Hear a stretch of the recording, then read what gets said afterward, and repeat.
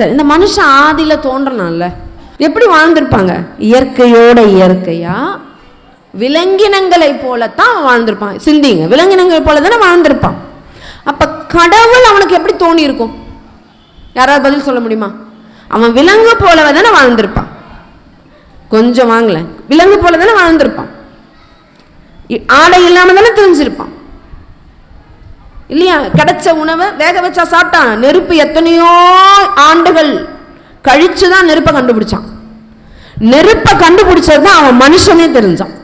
ஆஹா, மற்ற விலங்கினங்களுக்கு நெருப்பை கண்டா பயம். மனிதன் தான் நெருப்பை கண்டுபிடிச்சான் பாருங்க.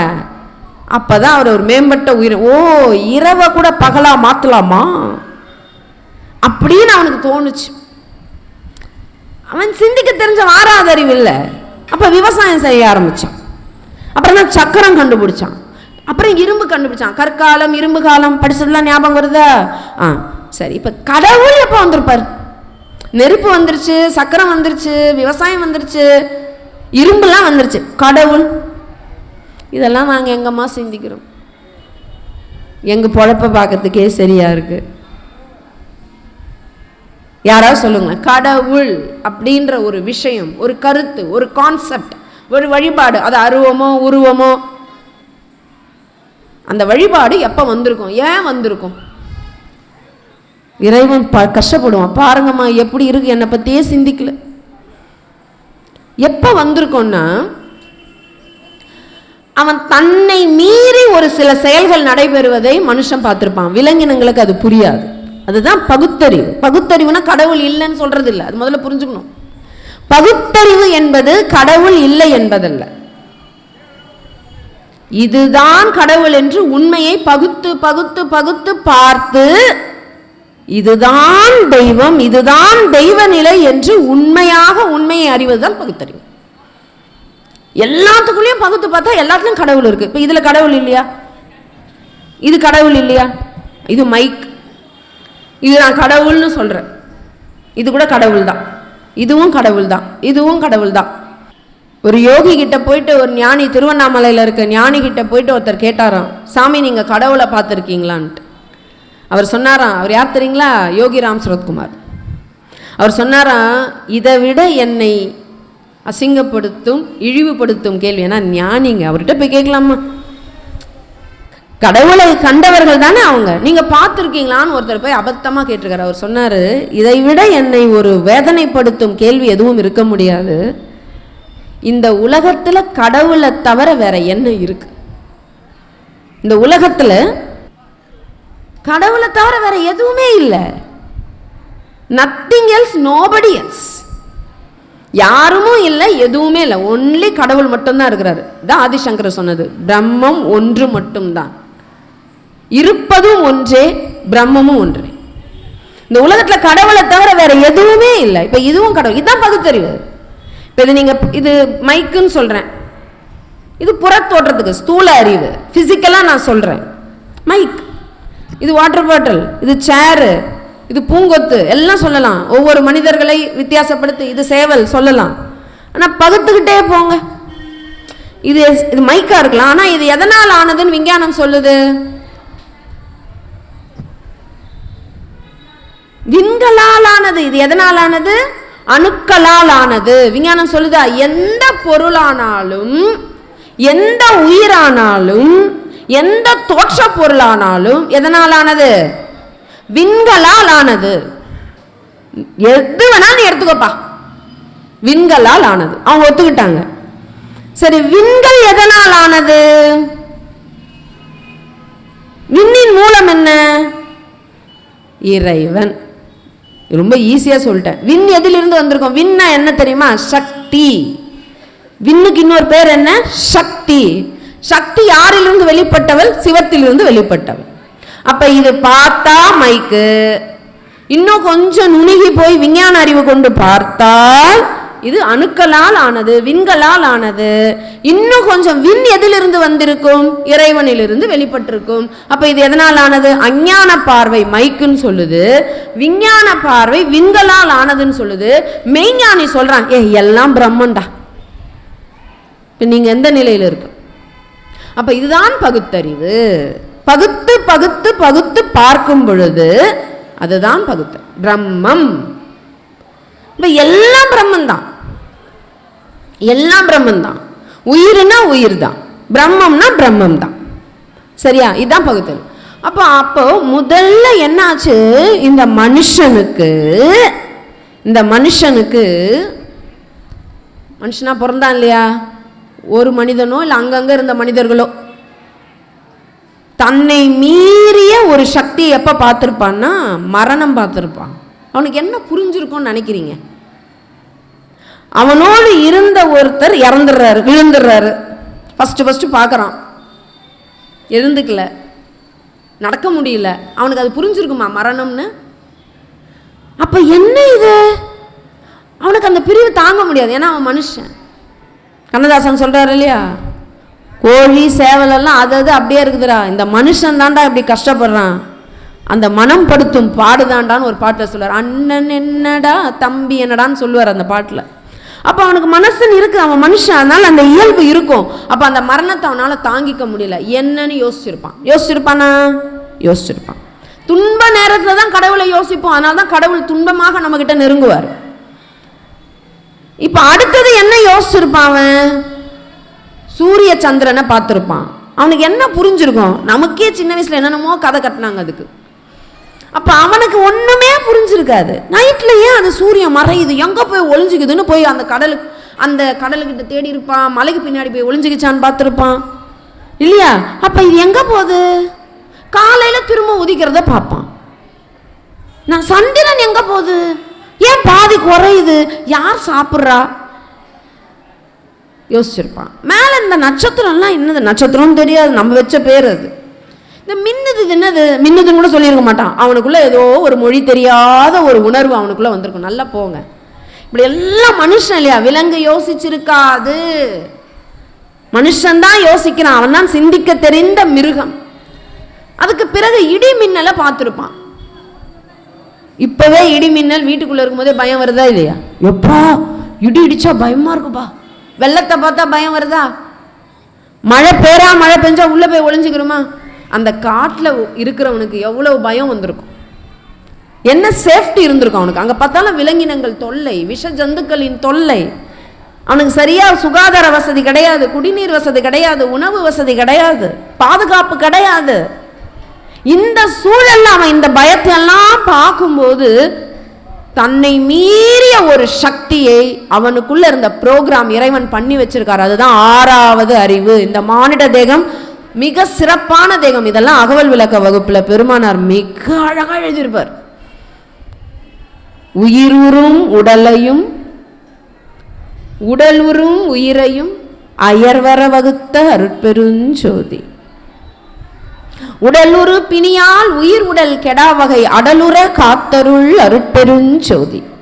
சிசு முதல் பருவ செயல்களின் உயிர்களை அசைவர காத்தருள் அருட்பெருஞ்சோதி. தாய் கருப்பையினுள் தங்கிய உயிர்களை ஆய்வுற காத்தருள் அருட்பெருஞ்சோதி. முட்டைவாய் பயிலும் முழு உயிர் திரள்களை அட்டமே காத்தருள் அருட்பெருஞ்சோதி. இப்படி ஒவ்வொரு இடத்துலையும் அருட்பெருஞ்சோதி ஆண்டவர் எப்படியெல்லாம் காப்பாத்துறாருன்னு ஐயா எழுதி வச்சிருக்காரு. அப்படி நம்ம உடம்பையும் உயிரையும் அப்படி அந்த மாதிரி வகுத்ததால், படைத்ததால் அதுக்கு இயல்பாகவே அந்த எண்ணம் தோன்றும். ஏன்னா அவனை அறிவதற்காகவே வந்த பிறவிதானே இந்த பிறவி. அப்போ அது தோணும்.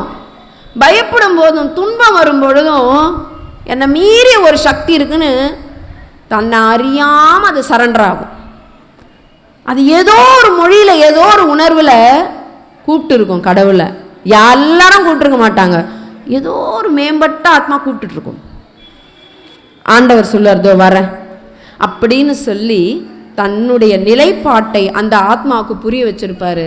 அவன் புரிஞ்சுக்கிட்டு இருப்பான், ஏய் கடவுள் இருக்காப்பா அப்படின்னு ஒரு ஆத்மா பிடிச்சிட்டு இருக்கும்.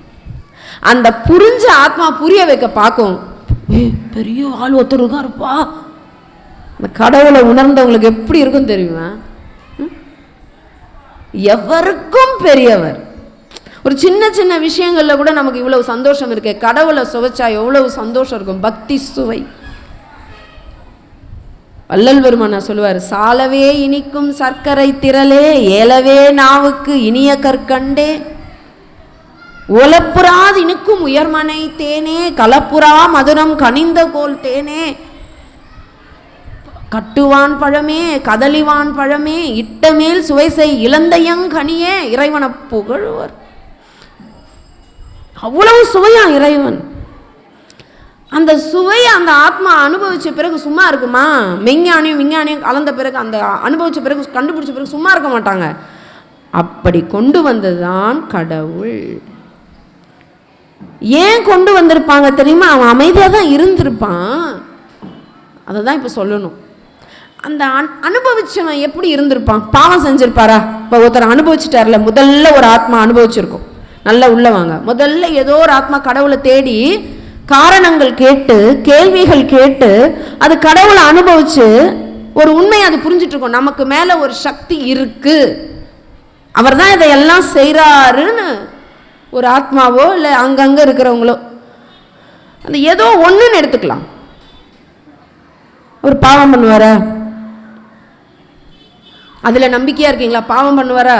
அடுத்தவன் பொருளுக்கு ஆசைப்படுவாரா? ஊழல் அப்பெல்லாம் அதெல்லாம் இல்லைம்மா. சரி, ஏதோ ஒன்று அவர் அந்த மற்றவங்களுக்கு துன்பம் தரும் செயல்களை செய்வாரா? ஒரே ஆன்சர், செய்ய மாட்டார். அப்போ ஏன் இவ்வளவு பேர் பக்தர்கள் இருக்கும்போது இவ்வளவு துன்பம்? ஏன் துன்பம்? நமக்கு பக்தி பெருகி இருக்கு தானே, கோயிலில் மக்கள் கூட்டம் பெருகி இருக்கு தானே. நான் பார்த்து என்னுடைய வயதுக்கு பக்தர்கள் கூட்டம் பெருகி இருக்கு, பிரதோஷ வழிபாடு பெருகி இருக்கு, சஷ்டி வழிபாடு பெருகி இருக்கு. இது பெரிய நம்மளுடைய வாரியார் சுவாமிகள் கேட்டார், பக்தி பெருக பெருக உலகத்தில் என்ன குறையணும்? துன்பம் குறையணும், பாவம் குறையணும், அதர்மம் குறையணும்.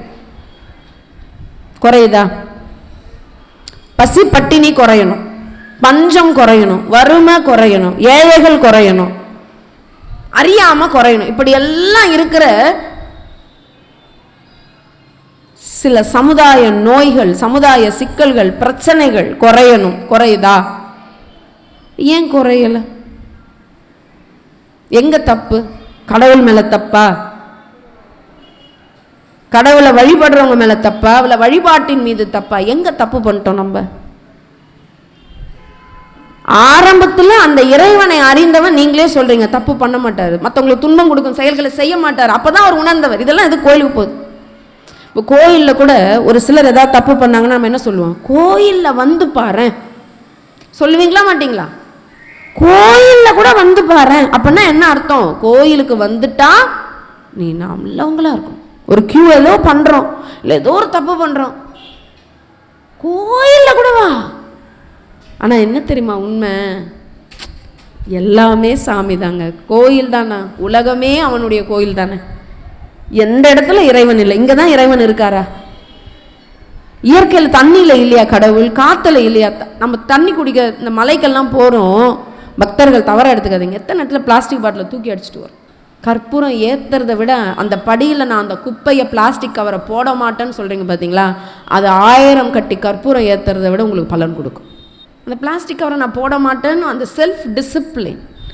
குப்பையை குப்பை தொட்டியில் தான் போடுவேன், குங்கத்தை எடுத்து நான் அப்படி கொட்ட மாட்டேன், விபூதி எடுத்து கண்ட இடங்களை தேய்க்க மாட்டேன், நான் சரியான வரிசையில் வருவேன், மற்றவங்களுக்கு மறைக்க. இப்படியெல்லாம் நிறைய நமக்குள்ள ஒரு சுய ஒழுக்கம் கொண்டு வரும் பார்த்தீங்களா, அதுதாங்க பக்தி. அது ஏன் நமக்கு இல்லை? அது ஏன் நமக்கு இல்லை? இதெல்லாம் இருந்ததுன்னா நமக்கு யாரும் சொல்ல வேண்டிய அவசியம் இல்லை. யாரும் ஒரு போலீஸ் வந்து ஒரு பாதுகாப்பை வந்து இப்படி நில்ல அப்படி நில்லுன்னு சொல்ல, அவரவர் கடமையை சரியாக ஆற்றும் பொழுது ஏன் இது இல்லை? இதுதாங்க பக்தி, இதுதாங்க கடவுள். கடவுள் வந்த பிறகு இதுதான் நமக்குள்ள நடக்கணும். அப்படித்தான் ஆதியில அந்த உணர்ந்த ஒரு பெரியவர், அவர் உணர்ந்துட்டு சும்மா தான் இருந்தாரு, அதுதான் சொல்ல வரேன்.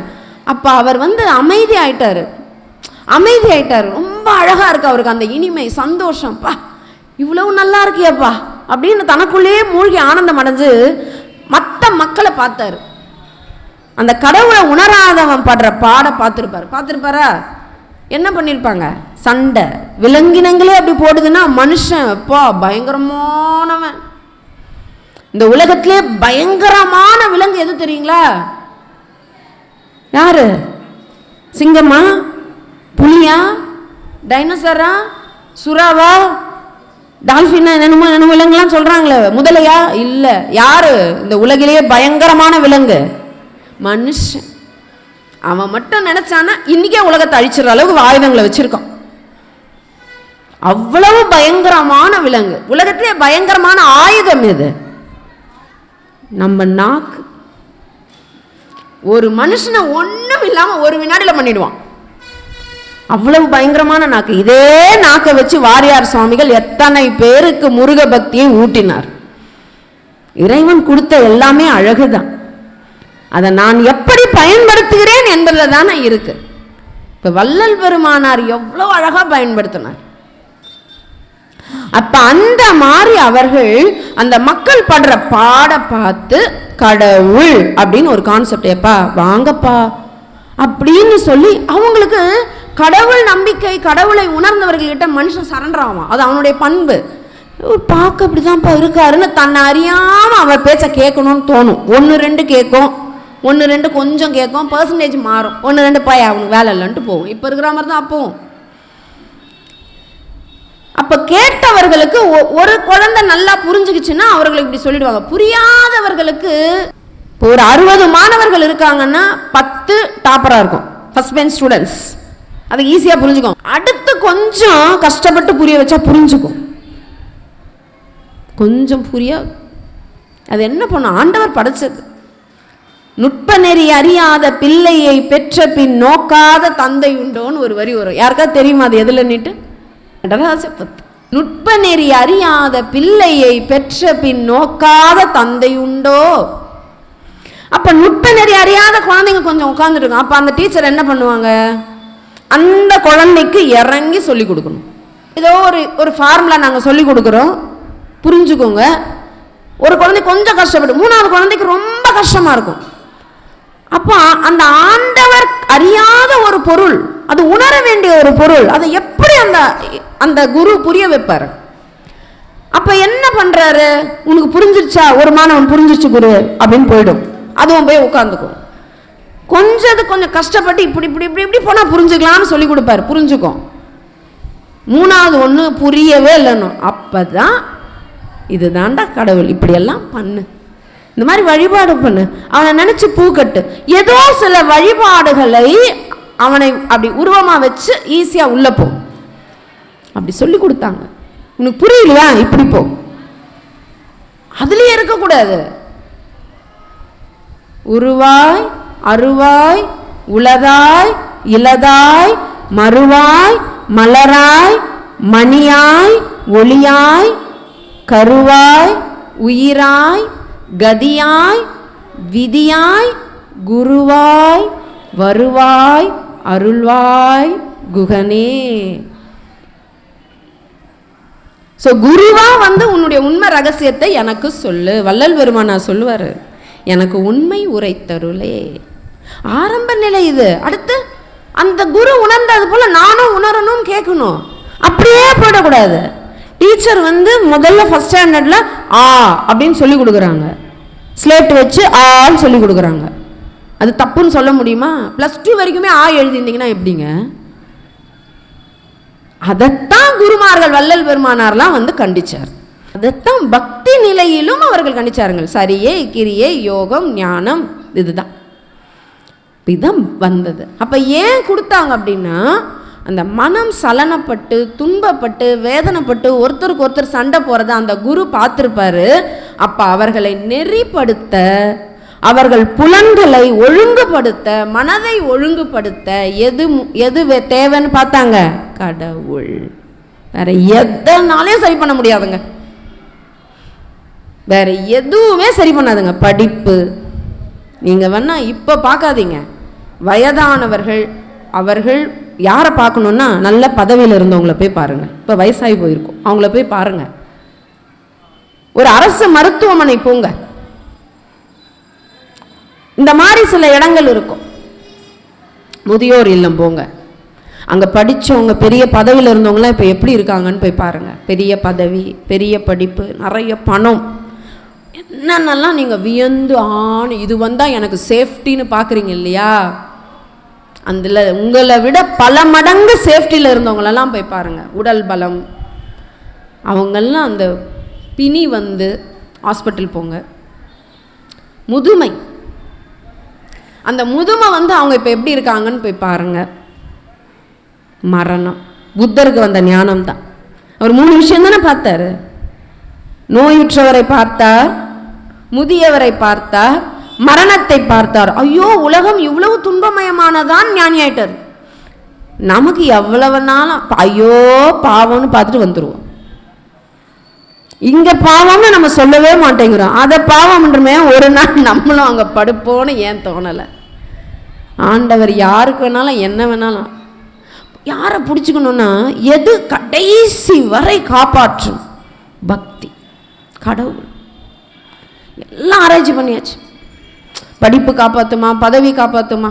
இதே நடராஜ பத்தில் ஒன்று இருக்கும். தனமலை இருந்தென்ன, கணபெயர் இடத்தென்ன, தரணியும் ஆண்டென்ன, தாயார் இருந்தென்ன, தந்தை இருந்தென்ன, குருவாய் இருந்தென்ன, தன் பிறவி உறவு கோடி, சீடர்கள் இருந்தென்ன, யமன் ஓலை ஒன்றை கொண்டு வரும்போது இதெல்லாம் தடுக்க உதவுமோ? இதெல்லாம் தடுக்குமா? ஆனால் கடவுள் வருவார், கடவுள் வருவார். அதை விட்டுட்டு இந்த உலகம் எங்கே ஓடுதுன்னே தெரியல. எதை தேடணுமோ அதை தேடலையே. கண் கட்ட பிறகு சூரிய நமஸ்காரம், சங்கரா சங்கரான்னா வாய் சங்கடா சங்கடான்னு. சிறு வயதிலிருந்தே குழந்தைகளுக்கு கடவுளை கொடுக்கணும். அப்படி ஏதாவது ஒரு குழந்தை கோயிலுக்கு போச்சுன்னா, ஏய் இப்பவே எதுக்கு அனுப்புற? ஏன்பா இப்பவே சாப்பாடு கொடுக்குற, இப்பவே படிப்பு கொடுக்குற? கடவுள் ஆன்மாவுக்கு கடவுளை காட்ட வேண்டாமா? அந்த கடவுள் பக்தி உண்மையை காட்டணும். சும்மா மந்திரம் சொல்லு, சும்மா போய் துதிப்பாடுலாம் இல்லை. ஒழுக்கம் பத்தியா, முருகன் பத்தியா, அவங்க அம்மா அப்பா மேலே எவ்வளோ அன்பாக இருக்கான் பத்தியா, எவ்வளோ பக்தி பத்தி, இப்படின்னு அந்த கதைகளின் மூலமாக சொல்லி அவனுக்கு ஒழுக்கத்தையும் பக்தியையும் அறநெறியையும் அன்பையும் கருணையையும் புகட்டணும். அந்த குழந்தை வெளியே வந்தால் சமுதாயம் எப்படி இருக்கும்? பக்தி நெறியோடு வளர்கின்ற ஒரு குழந்தை வெளியே நீங்கள் கொடுக்குறீங்க சமுதாயத்துக்குன்னா, அவன் ஒரு அரசு பதவியிலையோ இல்லை ஒரு டாக்டராகவோ இல்லை ஒரு இன்ஜினியராகவோ இல்லை ஒரு டீச்சராகவோ இல்லை எந்த தொழில் வேணாலும் செய்யட்டும், அவன் கடமையில் சிறப்பாக இருப்பான். உலகம் எப்படி இருக்கும்? சமுதாயம் எப்படி இருக்கும்? அந்தந்த துறையில் அவரவர்கள் சரியாக இருக்க வைப்பது தான் வாழ்வியல் ஆன்மீகம். அதை பல வகையில் சொன்னாங்க. இன்னும் இல்லை, கடவு பண்ணிடதம்னு ஒரு வகுப்பு எடுத்து முடித்தோம்.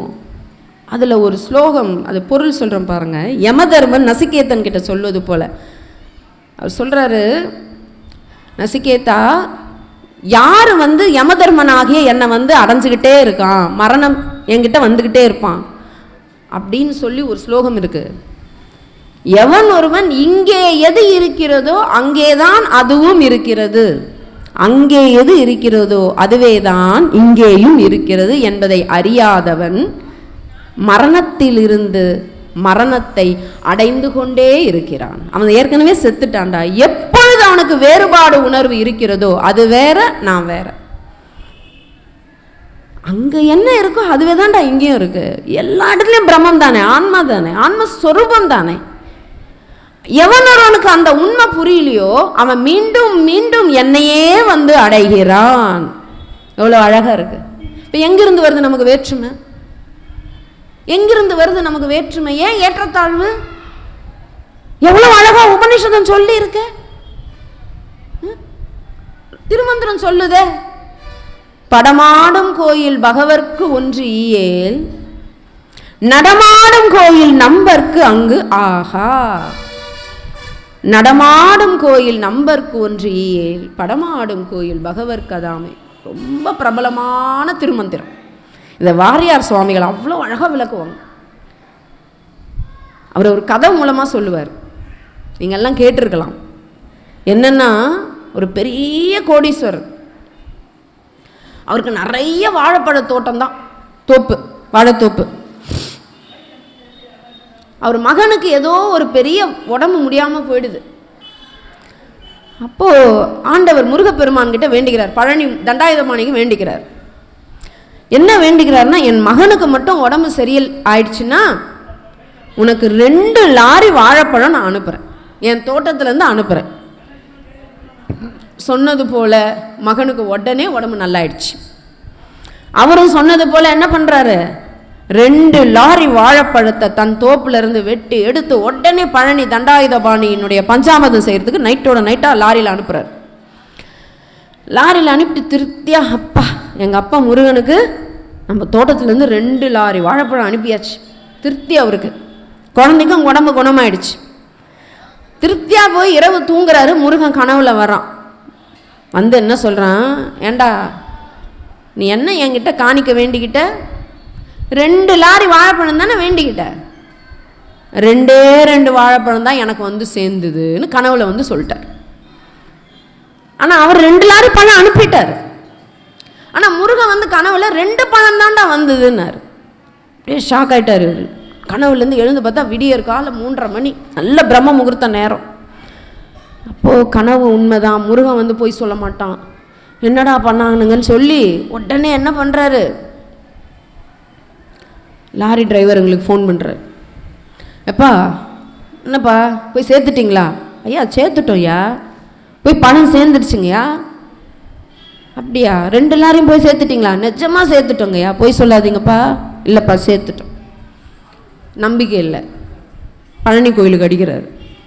இந்த மாதிரி இந்த ஊர்லேருந்து 2 லாரி வாழைப்பழம் வந்தாச்சுங்க, பஞ்சாமிர்தத்துலேயும் போட்டோம், வந்து சேர்த்துட்டாங்க, இரவு வந்துடுச்சு.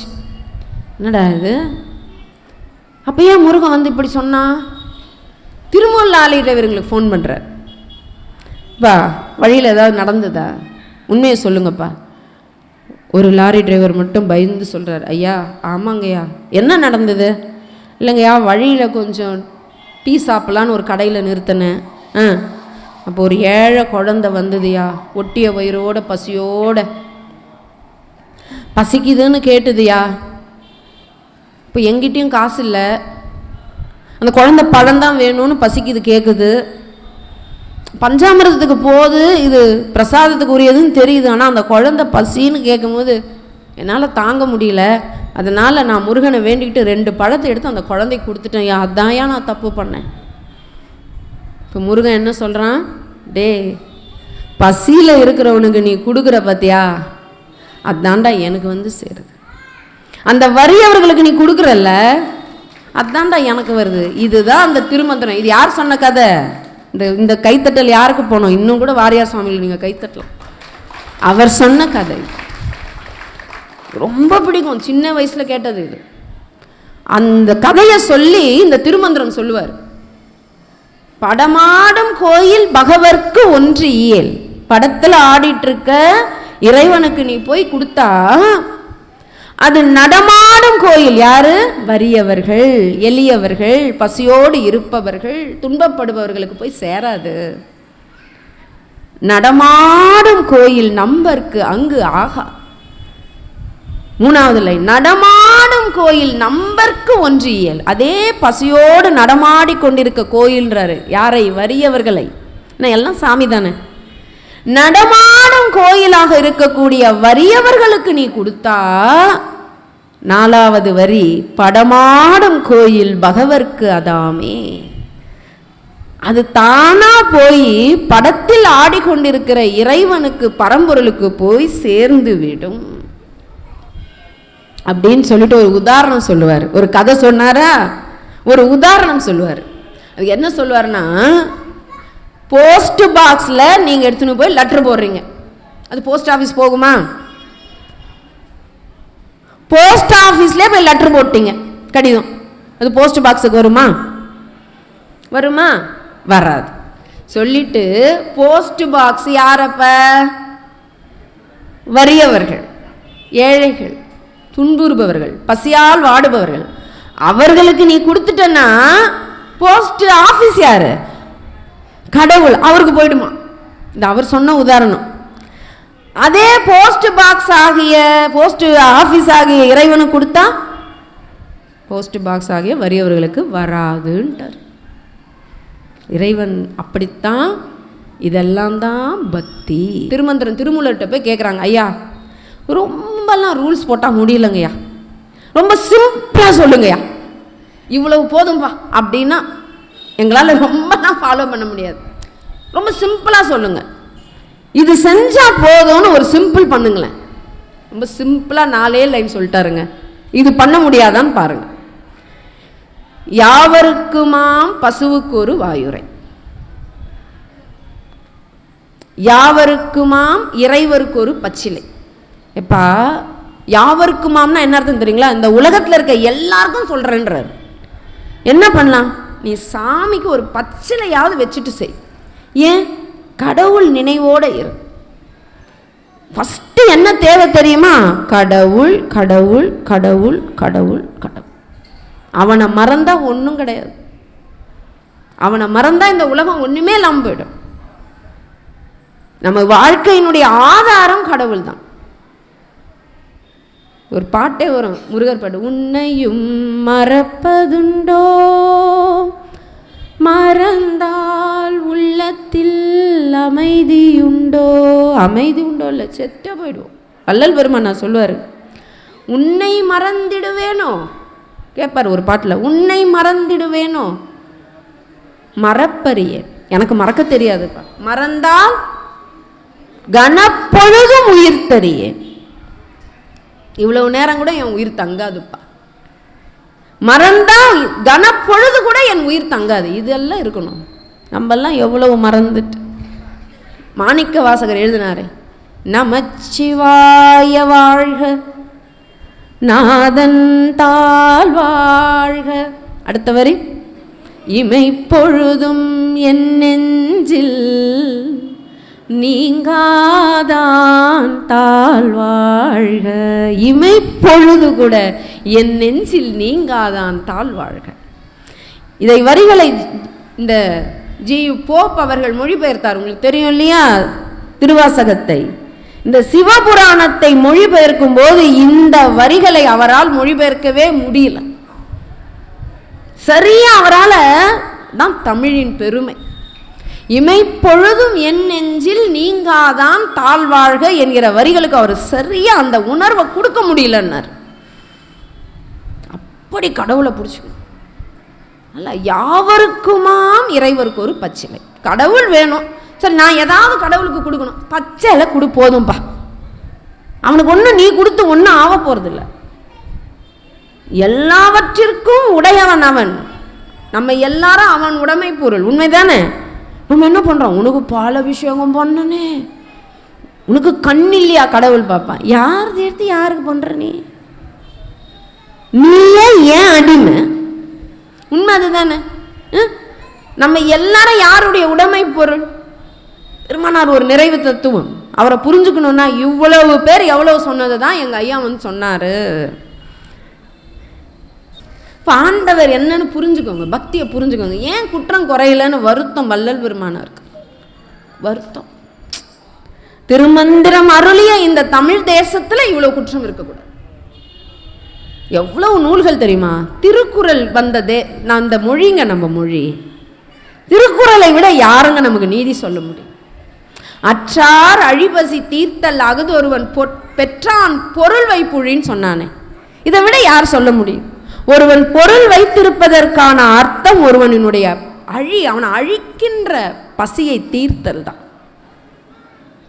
ஈத்துவக்கும் இன்பம் அறியார்கொள் தாமுடைமை வைத்திழக்கும் வன்கணவர்னு குரல் இருக்கு. உனக்கு கொடுத்து பார்க்குற சந்தோஷம் தெரியலப்பா, கொடுத்து பாரு. புத்தேல் உலகம் மீண்டும் பெறலரிதே ஒப்புரவி நல்ல பிற.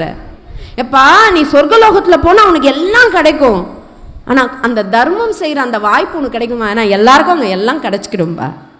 அந்த தர்மம் செய்யறதுனால வர ஒரு சந்தோஷம் இருக்கே, அது பூலோகத்தில் தானே கிடைக்கும். அதை செய்ய என்ன குரலுங்க?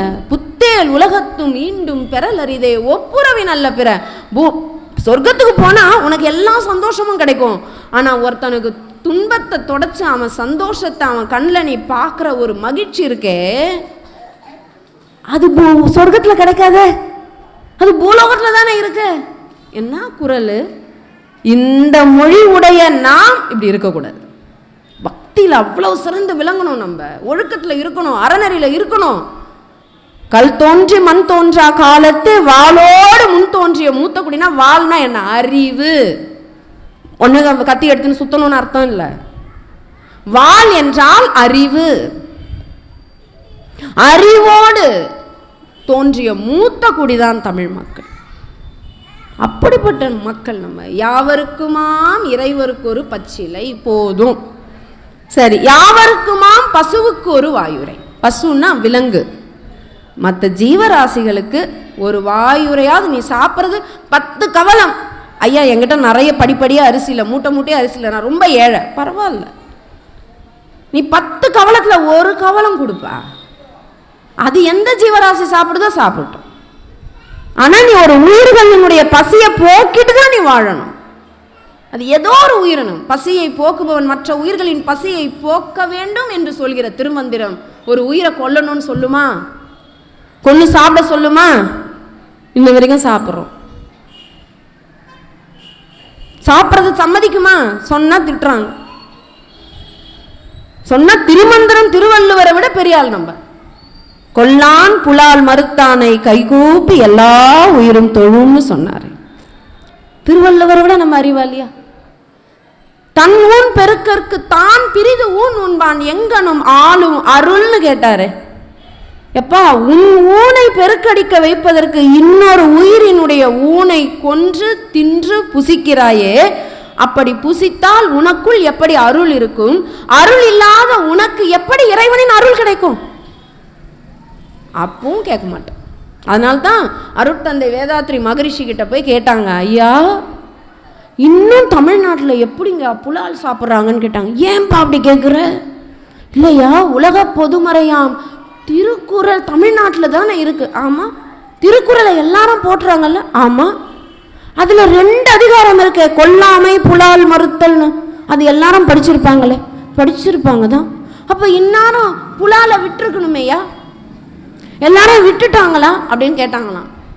ஐயா சொன்னாராம், விட்டுட்டாங்களப்பா, எல்லாரும் விட்டுட்டாங்க. நிஜமாவா? ஆமாம். திருக்குறள் படிக்கிறத விட்டுட்டாங்க.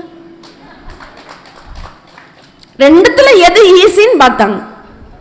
புலால் விடுறதா, திருக்குறள் படிக்கிறது விடுறதா? எது ஈஸி? திருக்குறள் படிக்கிறது விட்டுடலாம். எவ்வளவு வருத்தம். நகைக்கிறோம். மனுஷா, கொன்றால் பாவம் தின்றால் தீரும்னோ. இந்த கொன்ன பாவம் அங்கே நம்மளை சாப்பிடுவாங்களாம், மீண்டும் தேகம் கொடுப்பார் ஆண்டவர். அதெல்லாம் வேண்டாம். பாவத்துக்கு பயந்துலாம் செய்ய வேண்டாம்.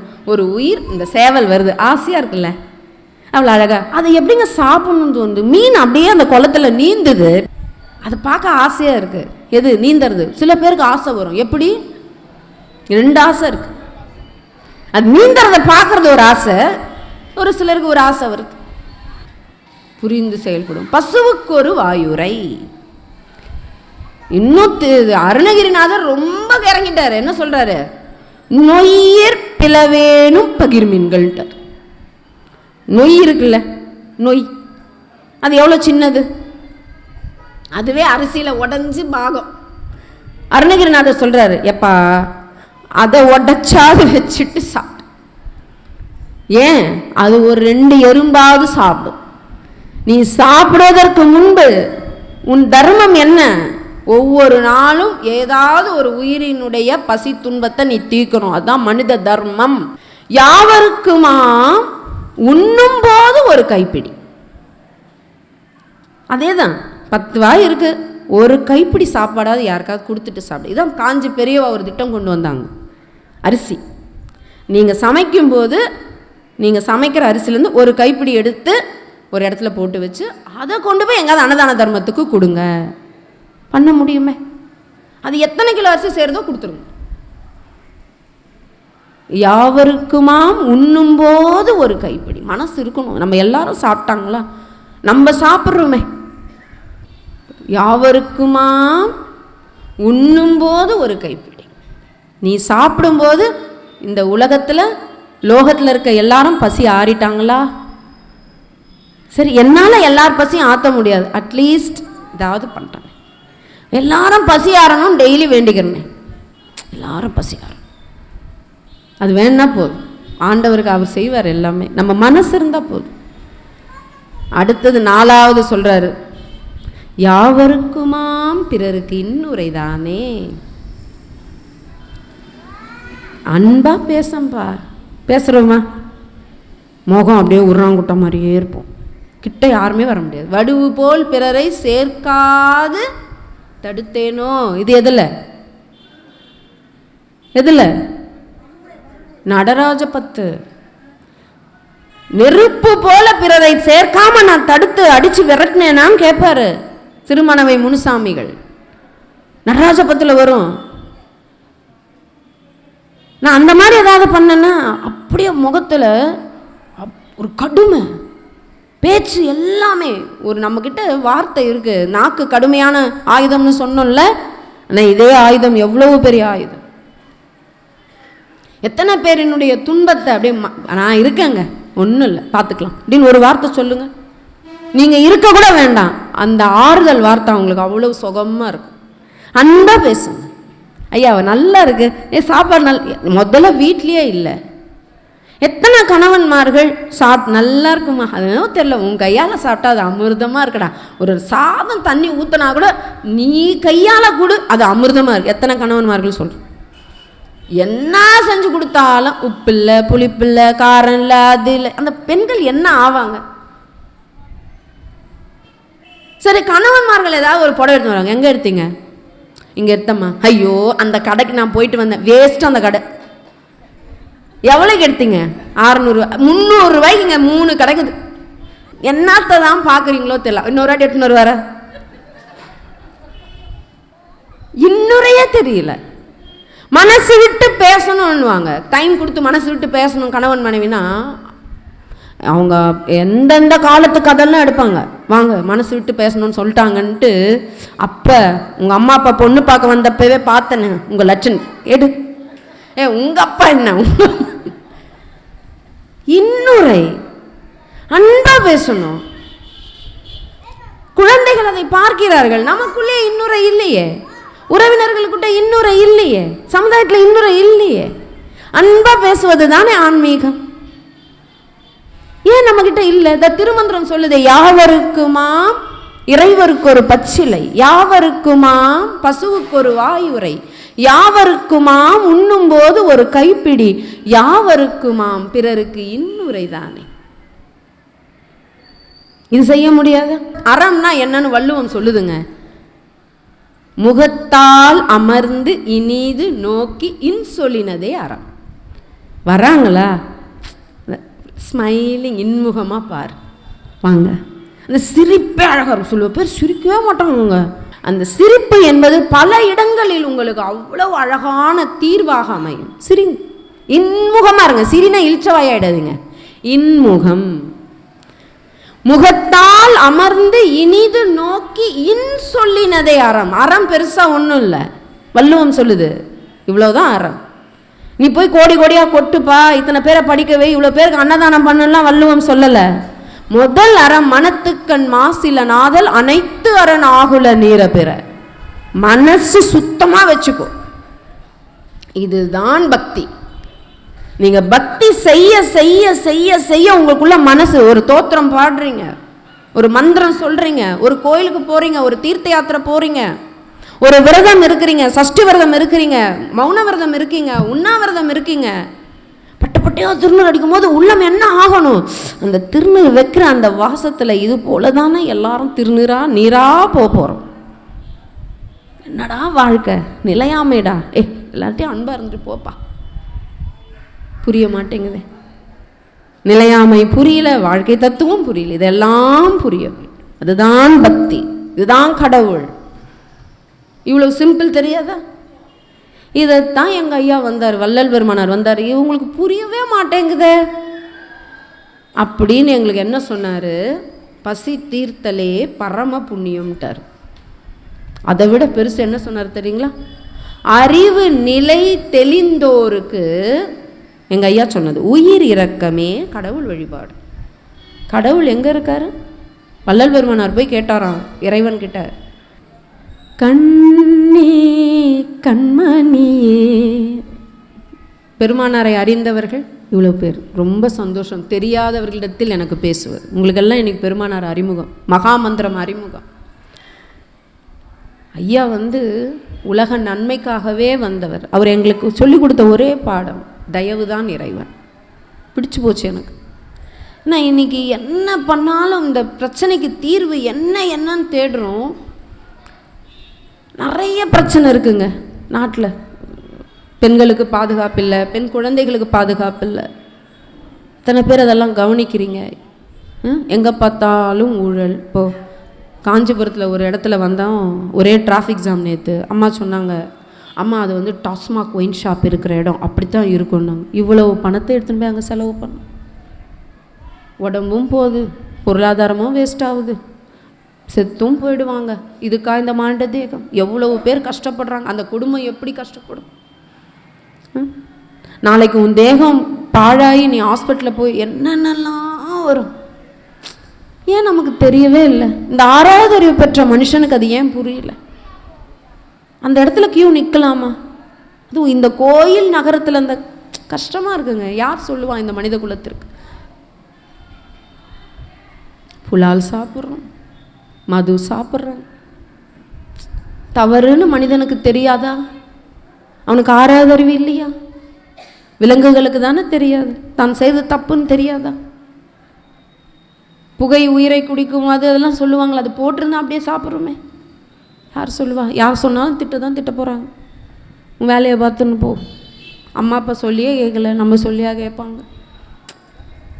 வள்ளுவன் அதுவும் எழுதிட்டார், கல்லுண்ணாமை நீட்டு. யார் சொல்லியும் கேட்க போகிறது.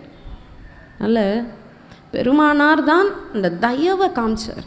தயவு தான் கடவுள் வழிபாடு. தயவாக இருங்க, வேற ஒன்றும் இல்லை. கடவுள் உங்களது அன்பும் சிவமும், இதை எப்போவோ திருமந்திரம் சொல்லிடுச்சு, நம்ம புரியல. அன்பும் சிவமும் 2 என்பார் அறிவிலார். அன்பே சிவமாவது யாவரும் அறிகிறார். அன்பே சிவமாவது யாவரும் அறிந்த பின் அன்பே சிவமாய் அமர்ந்திருந்தாரே. இதைத்தான் ஐயா வள்ளல் பெருமானார் அன்பெனும் பிடியுள் அகப்படும் மலையே. பெரிய மலை இறைவன். ஆனால் அந்த அன்புன்ற பிடியில் அவனை பிடிச்சி போட்டாங்க நாயன்மார்களும் ஆழ்வார்களும் எல்லாம். அப்படி எப்படிங்க? இறைவன் எவ்வளவு எளிமை, எவ்வளவு எளிமை இறைவன். அவங்க சொன்னபடிலாம் ஆடினார். விரல் மீண்ட நாயனார் வரலாறு தெரியும்ல. சுந்தரர் திருவாரூரில் அங்கே இருக்கிற அடியவர்களை வணங்காமல் கோயிலில் போய் இறைவனை வணங்குறாரு. விரன் மீண்டர் யாருன்னா அடியவர்களை பாதுகாக்கிறவர் விரன்மீண்ட நாயனார். யார் இவருன்னு கேட்குறாருன்னா, அடியவர்களை வணங்காமல் ஒருத்தர் உள்ளே போகிறாரு. அவர் சுந்தரர்ப்பா, இறைவனுக்கே ஃப்ரெண்டு, தம்பிரான் தோழர். அவர் யாரா வேணா இருக்கட்டும், அது என்ன அடியவர்களை வணங்காமல் போகிறது? அப்போ நீ என்ன பண்ண போகிற? அவனை சைவத்திலேருந்து நான் டிஸ்மிஸ் பண்ணுறேன்ட்டார். யார? சுந்தரரை சைவத்திலேருந்து டிஸ்மிஸ். நான் சைவத்திலிருந்து அவரை நான் சஸ்பெண்ட் பண்ணல, டிஸ்மிஸ் பண்ணிட்டேன்ட்டார். பிறகு உடனே அந்த அடியவர்கள் கேட்டிருப்பாங்க, பாரு நீ சொல்லிட்ட, அங்கே உள்ள சிவபெருமான் பாரு என்ன கொஞ்சறார் அவரை. அங்கே உள்ள பாரு, அவர் நேராக போயிட்டாரு. சிவனும் அவரும் என்ன அளவுக்கு அங்கே பாரு கெமிஸ்ட்ரி. சிவன் பாரு. அப்போ நீ சைவத்திலேருந்து டிஸ்மிஸ் பண்ணி என்ன பிரயோஜனம்? அங்கே சிவன் ஏற்றுக்கிட்டாரு. விரன்மீண்டர் என்ன சொன்னார் தெரியுங்களா?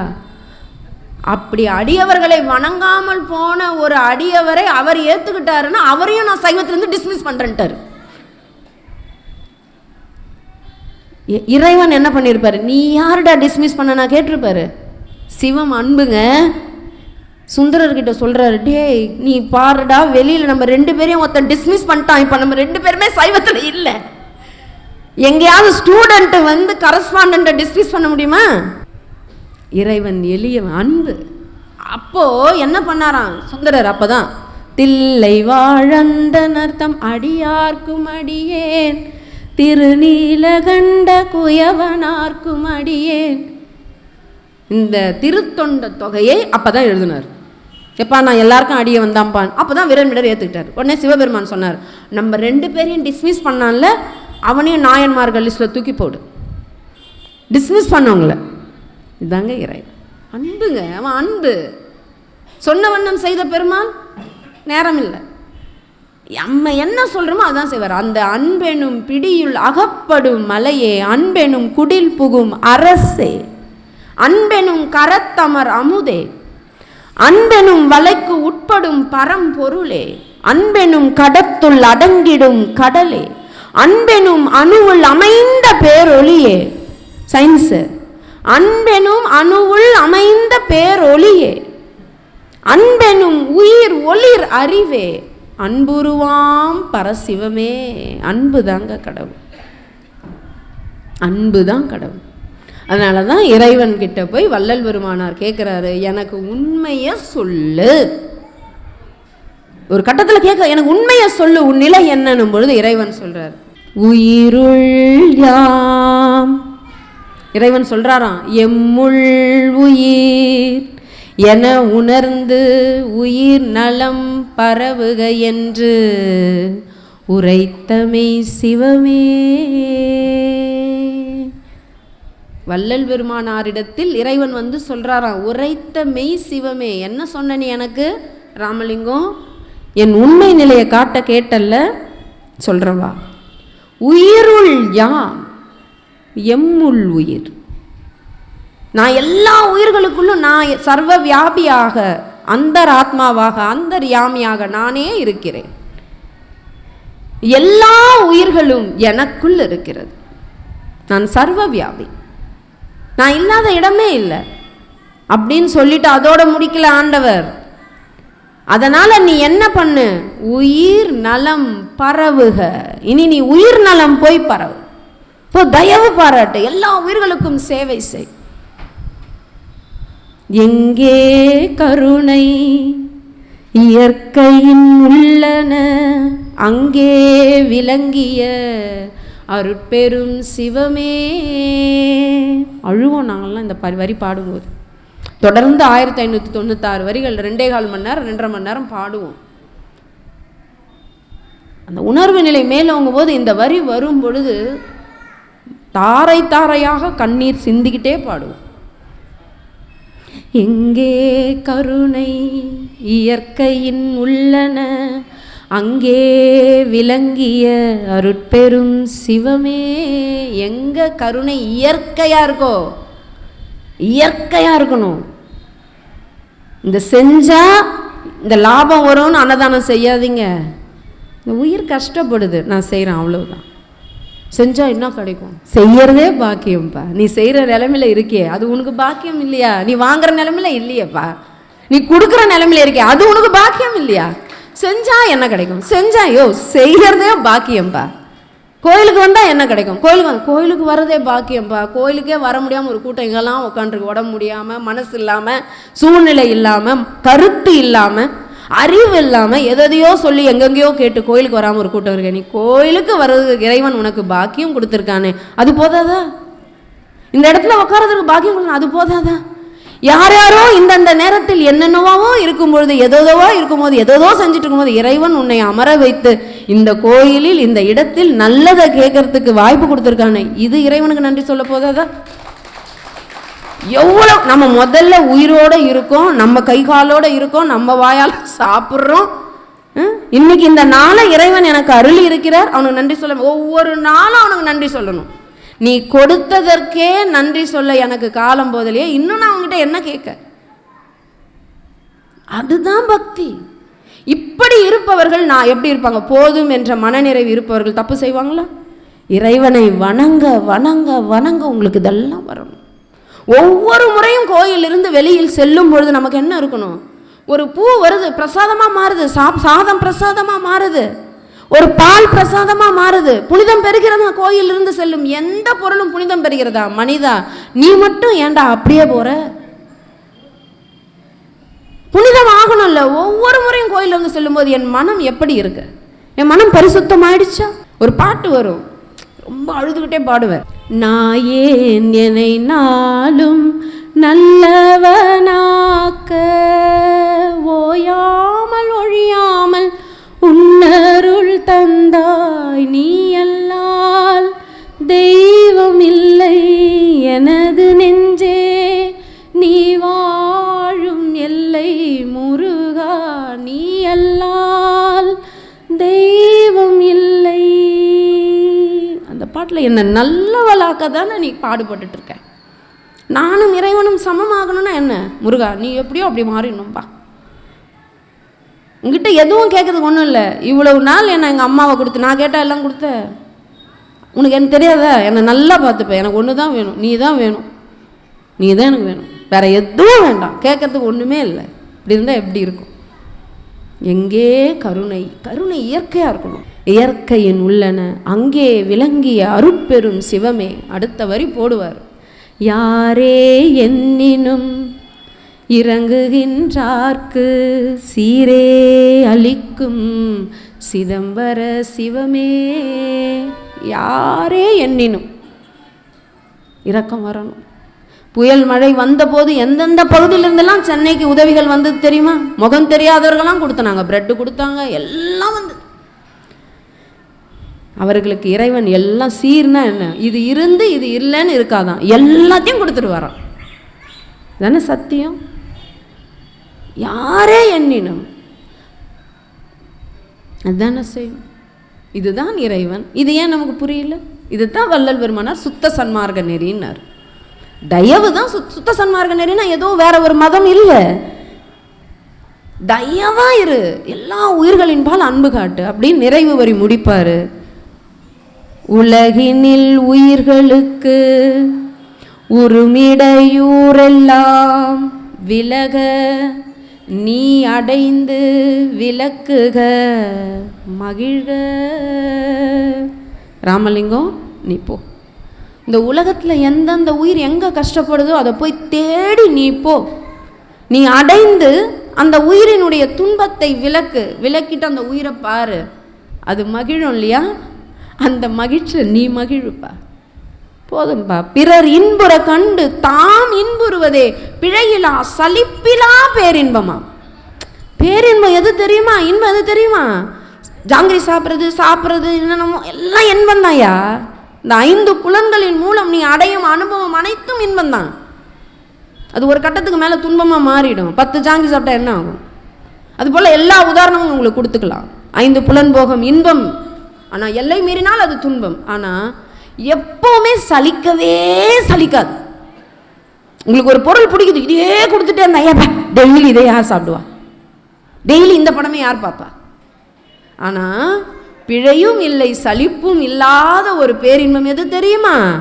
பிறர் இன்புற கண்டு தாம் இன்புறுவதே பிழையிலா சலிப்பிலா பேரின்பமாம். இவங்க கிட்ட கடவுள் வந்து உட்காந்துக்க மாட்டாரா? அவங்க தானே கடவுள். உலகினில் உயிர் உறும் துன்பமெல்லாம் விலக நீ அடைந்து விலக்குக மகிழ்க சொல்லிட்டு சொல்லுவாரு. சுத்த சன்மார்க்க சுகம்னா என்ன? சுத்த சன்மார்க்க சுகநிலை பெருக. இதுதான்டா கடவுள் அனுபவம். கடவுள் அனுபவிக்கணுன்றிய இதுதான் கடவுள் அனுபவித்தல். இதுதான் சுத்த சன்மார்க்க சுக அனுபவம். சுத்த சன்மார்க்க சுகநிலை பெருக உத்தமன் ஆகுக ஓங்குக என்றனை. இறைவன் சொன்னாராம்.